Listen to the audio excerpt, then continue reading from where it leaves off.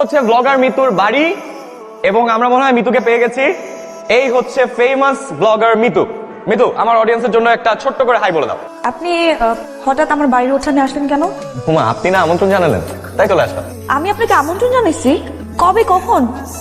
আপনি পোস্টে রিপ্লাই দিলেন না যে সৈয়দপুর চলে আসেন, তাই চলে আসলাম। মানে আপনি ওই কমেন্টটা কি সিরিয়াসলি ভাবে নিছেন? আমি তো ওইটা এমনিই দিছিলাম। আশ্চর্য, আপনার সাথে আমার পরিচয় নাই, কথা নাই, কিচ্ছু নাই, আপনি না বলে আমার বাড়ির উঠানে চলে আসলেন। আরে চেনে না জানেন তো কি হচ্ছে, অনলাইনে তো পরিচয় আছে।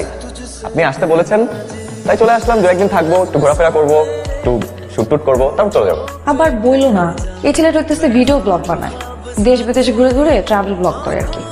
তো আমার একটা পোস্টে কমেন্ট করছিল, আমি আবার কপাল দোষে সেই কমেন্টে রিপ্লাই করছি। এখন এই ছেলে না জানে চলে আসছে, আমি তো জানিই না, পরিচয় নাই আগে থেকে। এখন সে বলতেছে সৈয়দপুর নিয়ে নাকি ব্লগ বানাবে। সমস্যা কি? কি বলতেছো আব্বা? এরকম একটা অপরিচিত ছেলে যদি আমাদের বাড়িতে থাকে আর গ্রামের মানুষজন যদি জানতে পারে, তাহলে এগুলো নিয়ে কথা উঠবে না? আরে যখন কথা উঠবে তখন দেখা যাবে, এখন এটা নিয়ে চিন্তা করে কি লাভ? চাচা দাঁড়ান তো, এটা কি? এটা হচ্ছে খেজুরের রস। খেজুরের রস? হ্যাঁ, এই যে খেজুর গাছ এখানে থাকে, এগুলো ঝুলানো। ইন্টারেস্টিং তো। হ্যাঁ, চাচা একটু পিছন থেকে আসবেন, আমি একটা ভিডিও করবো। একটা ভিডিও করবে, আপনি একটু আসেন। হ্যাঁ,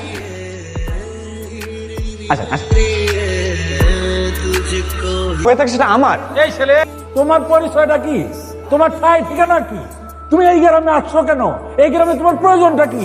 আর এই মিতুর সাথে তোমার সম্পর্কটা কিসের? দেখুন, আমি একজন ব্লগ, আমি দেশ বিদেশ ঘুরে ভিডিও। মিতু একজন অনলাইন ব্লগ। ওর সাথে আমার কোনো পূর্ব পরিচয় ছিল না। এই মাইয়ার মুখে চুনকালি মাইখা গ্রাম থেকে বাইর করে দাও।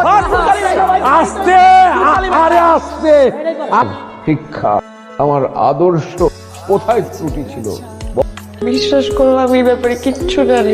কেউ একজন চক্রান্ত করে এই কাজটা করছে। বাবা, তুমি যদি এখন আমাকে বিশ্বাস না করো, আমি কোথায় যাবো? বাবা বলো, আমি কি করবো? আমি এই লোকগুলোর সামনে আমি কি করে মুখ দেখাবো? মৃত্যু ছাড়া তো আমার আর কোনো উপায় থাকলো না। বাবা, কি অলক্ষণে কথা বলতেছো তুমি? স্যার, আপনি এত ভেঙে পড়ছেন কেন? এরকম ডিপফেক ভিডিও প্রচুর হয়, প্রচুর মেয়েটা শিকার। আর যারা একটু ফেমাস তাদের সাথে আরো বেশি হয়। সাইবার সিকিউরিটিতে আমার একটা বন্ধু আছে, একটা ফোন করলে সব সত্য বের হয়। কোনো চিন্তা করবেন, আপনি সবাইকে গিয়ে বলেন 1 ঘন্টার মধ্যে সব তথ্য প্রমাণ আমি হাজির। কি কিছুই করতে হবে না, আমার সমস্যা আমি বুঝে নিব। এমনিতে আমার জন্য আপনার অনেক অপদস্থ হতে হবে। আপনি প্লিজ পুলিশ প্রোটেকশন নিয়ে এখান থেকে বের হয়ে। আপনাকে এই অবস্থায় ফেলে আমি কোনোভাবেই যেতে পারি। ধ্রুব, আপনি বুঝতে পারছেন না, আপনি যদি এখন না যান জিনিসটা আরো জটিল হবে। মানুষ এই ঘটনাটাকে সত্যি মনে করবে। সত্য মনে করলে আপনি যদি সব সাহস নিয়ে এতগুলো মানুষের সামনে একা দাঁড়াতে পারেন, তাহলে আমি কেন যা রটে তা কিছু হলো তো। আপনি কি বোঝাতে চাচ্ছেন? সৈয়দপুরে কোনো ব্লগ বানাতে হয়, আমি এসেছি আপনার সাথে দেখা। আমি লাভ ইট। দেখুন, এটা ভালোবাসা, এটা হচ্ছে ক্ষণিকের আবেগ। ভিডিও এবং স্টিলস এখান থেকে 8 মাস আগে এই ভিডিওটি ইউজ করে একজন সেলিব্রিটিকে স্যাবোটাজ করার চেষ্টা করা হয়, মানে তাকে ভাইরাল করার চেষ্টা করা। একই ভিডিও ইউজ ভারতের একটি মেয়েকে ভাইরাল বানানোর চেষ্টা। মেয়েটি কিছুদিন পরে সুইসাইড। আর আজকে এই ষড়যন্ত্রের শিকার। এই তথ্য এবং প্রমাণ সবকিছু আমাকে সাইবার ক্রাইম ইউনিট। কি সাংঘাতিক ঘটনা! আমরা ভুল কইরা কিরকম একটা অঘটন ঘটাইতে, কিন্তু আমার কথা হইল মিতুর বিরুদ্ধে এই ষড়যন্ত্র কারা করছে? হ্যাঁ, এটা কে করছে? চাচা, এই ষড়যন্ত্রের একটা বড় কারণ আছে। আপনাদের ঘরের মেয়ে মিতুকে পুরো বিশ্ব চেনে ব্লগার মিতু হিসেবে। কি কয়? ওইটাই কয়? হ্যাঁ, ওইটাই। ওর ফলোয়ার 3 মিলিয়ন। তার মানে হচ্ছে দেশ বিদেশ মিলিয়ে ওকে 30 লাখ মানুষ ফলো করে। আপনারা কেউ ওর ব্লগ দেখেছেন? না। হ্যাঁ, আমি দেখছি। কি কয়? আমি তো দেখিনি। আপনারা দেখেননি, কিন্তু সারা বিশ্বের মানুষ ওর ব্লগ দেখেছে।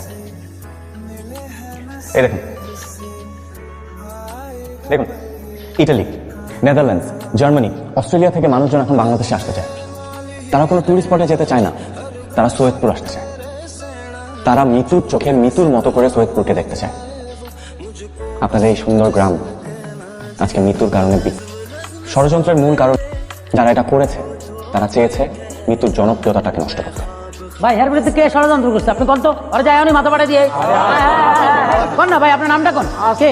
কি আসতে? এটা আস্তে করেন তো, সবসময় আস্তে আস্তে করেন, এটা জোরে করতে হবে কোন তো ভাই। আমি মাস্টার, খুব লজ্জিত।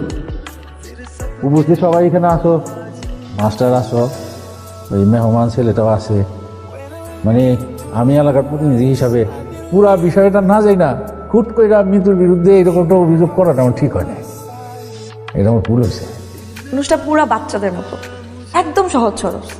ওকে যদি আমি না দেখতাম জানতামই না। আর যত ওকে দেখতেছি তত মুগ্ধ হইতেছি। কি জানি একটা ওর মধ্যে আছে, আমি জাস্ট ডুবে যেতেছি ওর মধ্যে।